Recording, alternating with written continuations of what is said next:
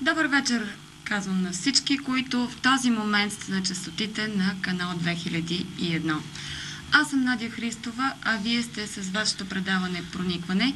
Казвам вашето, защото вие също можете да бъдете дейни участници, дейни гости в нашите дискусии и разговори на предварително обявените ни теми. Тази вечер е третото и последно за този цикъл от 3 предавания, посветени на апостола на свободата и родякон Игнатий Васил Левски. През изминалата седмица, на 18 юли, в Карлово се отбеляза тържествено рождения ден на този велик българин. Ще предложа на вас, зрителите на канал 2001, да видите кратък репортаж от Карлово.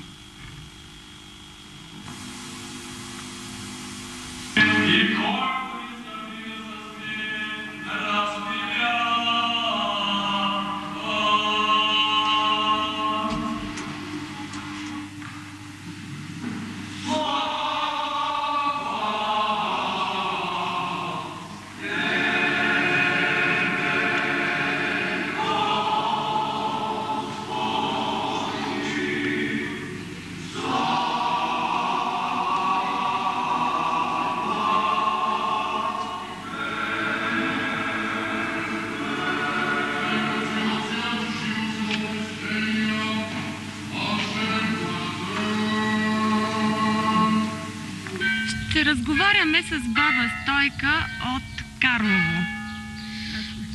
Здравей! Баш Карловка не съм. Да, откъде си? Даницелове тук. От село Паничери. И много ми е мъка, защото съм напуснала това село. Ама 50 години съм живяла в Паничери, а тук са 42. 42 години си в Карлово? В Карлово, да. И съм много вярваща. А какво знаеш за Левски? Аз от 9 указан, па ще го повторя. Така съм го чула. Левски е бил като монах тук, нали? Да. И там може да видите. Има стълбички, има там, декто са качвал да пие. И когато е пял там, владиката е отсреща владишкия трон. Владиката е бил грък. И той пък е изпял песента на български. Владиката така са едосали, той е разбрал.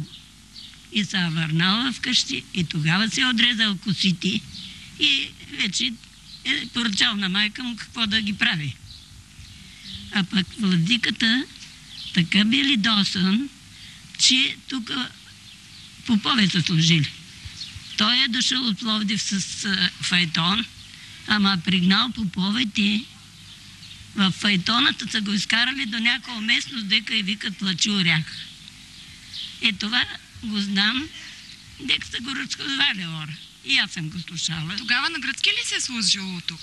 Ами, щом са били владиците гърци, а па той не е искал вече Левски, то гръцки език тук. Искал е българска да бъде. Знае ли се колко пъти е служил Левски в този храм? Не мога да кажа това, защото не съм го чула колко е служил, обаче това съм го слушала и ви го казвам. Какво друго сте чули от старите карловци за Левски? Какъв е бил той?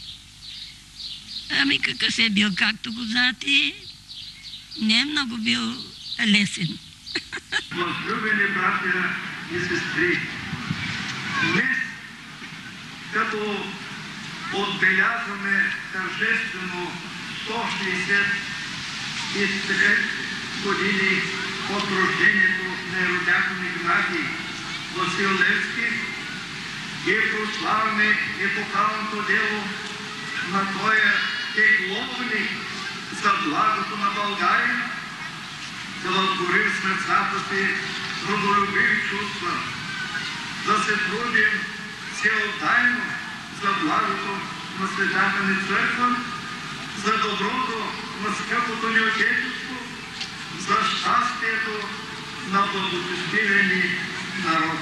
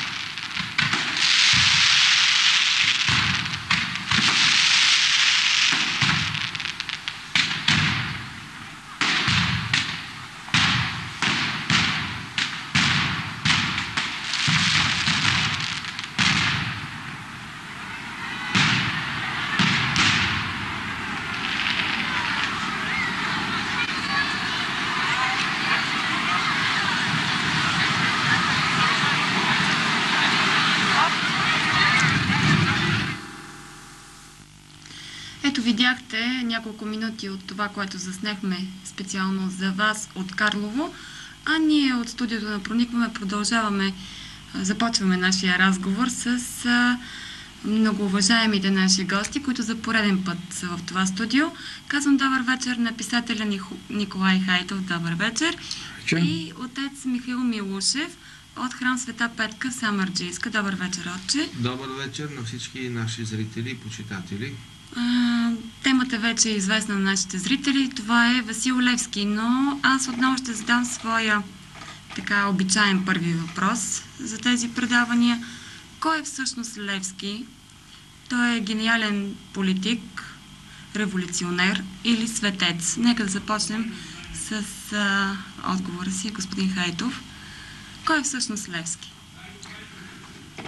Аз съм го писал това нещо и ще го кажа сега. Революционери ние имаме, да речем, на равнището на Левски, един Раковски, един Ботев, да кажем. Верно, че е голям революционер. Но голямото в Левски е неговата човещина. Аз съм го нарекал апостол на човещината. Не само апостол на освобождението на България. Много са работили за освобождението на България, много работа е свършил той, най-добрата работа е свършил той, но Левски ще остане във времето с своята велика нравственост, своята велика човещина. Нема друг като него в това време, нали, с такива такъв характер, такава човечност. Той като човек е голям, неизмерим. И за мен това е така, това е особеното, голямото значение на Левски. Аз съм изследвал биографията на почти всички революционери. Като почнем от Гарибалди. Хосе Марти, фактически, а той е некъде там в Южна Америка и т.н. И други, нали, големи световни революционери. Нали, може да се прави разлика от един на друг, кой повече, кой по-малко, кой е така по-способен и повече така е дал принос, нали, за развитието, да речеме, в